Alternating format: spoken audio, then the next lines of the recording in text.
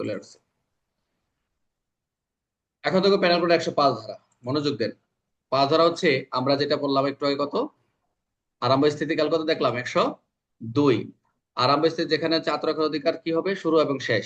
এখানে হচ্ছে দেহের ক্ষেত্রে 102। এখন পর্ব হচ্ছে আত্মরক্ষার ব্যক্তি অধিকার, অর্থাৎ এই যে সম্পত্তির ক্ষেত্রে প্রতিরক্ষার অধিকার কখন শুরু, কখন এবং কতক্ষণ চলবে।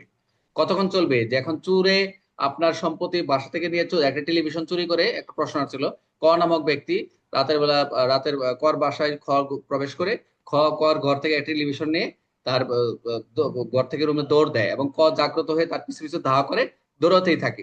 এখন সে ওই চুরে তার টেলিভিশনটি রাস্তায় ফেলে দিয়ে সে দৌড়াতে পালিয়ে যায়, দৌড়াতে দৌড়াতে। এখন সে কি টেলিভিশনের পিছনে না দৌড়ায়, চুরের পিছনে দৌড়ায়, তাকে লাঠি দিয়ে আঘাত করে তাকে মেরে ফেলে। এটা কি কাজটা ঠিক করছে? এই যে টেলিভিশনটা ফেলে রেখে চলে গেল, পরে আবার তাকে ধরে মেরে ফেলেন, সেটা তো আর আপনার আইনগত রেহাই পাবেন না। কারণ হচ্ছে বলা হচ্ছে এই যে প্রতিরক্ষার ক্ষেত্রে আপনার সম্পত্তি রক্ষার ক্ষেত্রে যতটুকু, যদি সম্পত্তি আপনার টানা হেঁচড়ার ক্ষেত্রে বা তাকে উদ্ধার করার ক্ষেত্রে যদি আপনি পাওয়া যায়, সেক্ষেত্রে আপনার অধিকার শেষ। আত্মরক্ষার অর্থ প্রতিরক্ষার অধিকার কিটা, যে আরম্ভ হয়েছিল এবং সে ফেলে দিছে, সে শেষ। তখন সে তারপর দৌড়ে তাকে আঘাত করলেন, এটা কিন্তু আপনার ঠিক করেন নাই।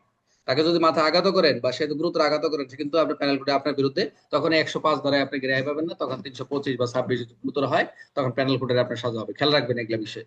যদি যদি সে পালায় যায়, তো শেষ, অধিকার শেষ এবং মাল পেয়ে গেছেন, আপনার কাজ নাই। কিন্তু যদি মাল উদ্ধার করতে যদি আপনি যদি না পারতো, সেটা চুরি করে নিয়ে চলে সম্পত্তি, তখন 103 ধারায় আপনি কি করেন করেন, মারেন, অসুবিধা নাই। কিন্তু এটাই দিছে তাদের, আপনি বলতে পারেন দেখেন মানে যতগুলো আছে তাদের।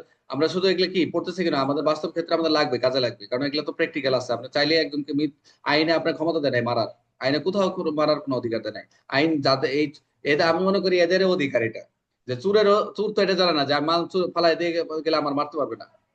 এরা তো স্টাডি করে না, কিন্তু এখন এখন কিন্তু মোটামুটি স্টাডি না করলেও এগুলো এখন বর্তমান যুগে সবাই জানে যে ফাঁক ফুকুর কোনগুলো কোথায় আছে। বুঝতে পারছেন?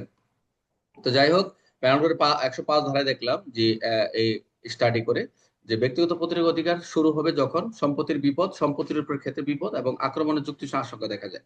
চলমান সময় নির্ভর করে অপরাধের ধরনের উপর নির্ভর করবে সেটা।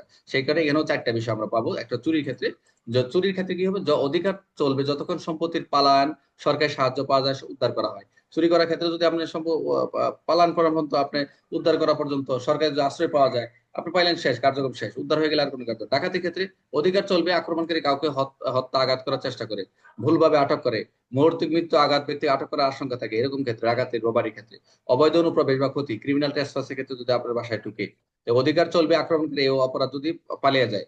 রাতের বেলা যদি ঢুকে, যে আপনার হাউস ব্রেকিং বাই নাইটে যদি ঢুকে, অধিকার চলবে যতক্ষণ বাড়িতে অধিকার প্রবেশ চালু থাকে। যেমন উদাহরণটা কি, এখানে চারটে দিন মনে রাখবেন, খুব ইম্পর্টেন্ট। 105, রাতে একজন ব্যক্তি রহিমের বাড়িতে ঢুকে চুরি করতে আসে, রহিম তাকে আটক করার চেষ্টা করে। বুঝতে পারছেন? যদি চোর পালায়, পুলিশ আসে, সম্পত্তি উদ্ধার করে, যে প্রশ্ন করছিলাম একজনকে যে গাছে উঠে বসে আছেন, পরে গুলি করে দিলেন, কারাবেন বললাম ক্লাস আইসা মুসলিমদের। চোর চোর পালায়, আপনার বাড়িতে চুরি করতে আসে, রহিম তাকে আটকের চেষ্টা করে। যদি চোর পালায় যায়, পুলিশ আসে, সম্পত্তি উদ্ধার হয়, আত্মরক্ষার অধিকার শেষ হয়ে যাবে। আর যদি চোর এখনো আছে, আঘাতের চেষ্টা করতেছে, আত্মরক্ষার অধিকার চলবে। এক কথায় মাথায় রাখবেন, যে চোর যদি পালিয়ে যায়, পুলিশ আসে, সংবাদ বা যে কোনো ভাবে রিকভারি করার জন্য, সম্পত্তি উদ্ধার হয়ে যায়, রাইট অফ প্রাইভেট ডিফেন্স শেষ, এন্ডস।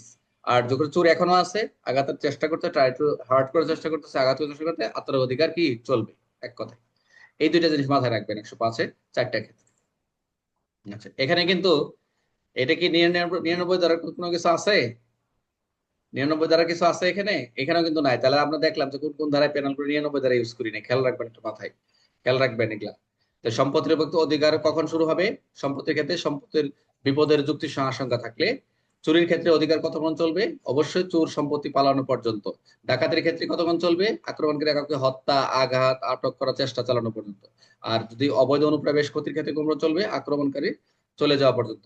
তারপর হচ্ছে রাতে গৃহভঙ্গের ক্ষেত্রে অধিকার কতক্ষণ চলবে? বাড়ি ভাঙা শেষ পর্যন্ত। এটা খেয়াল রাখতে হবে।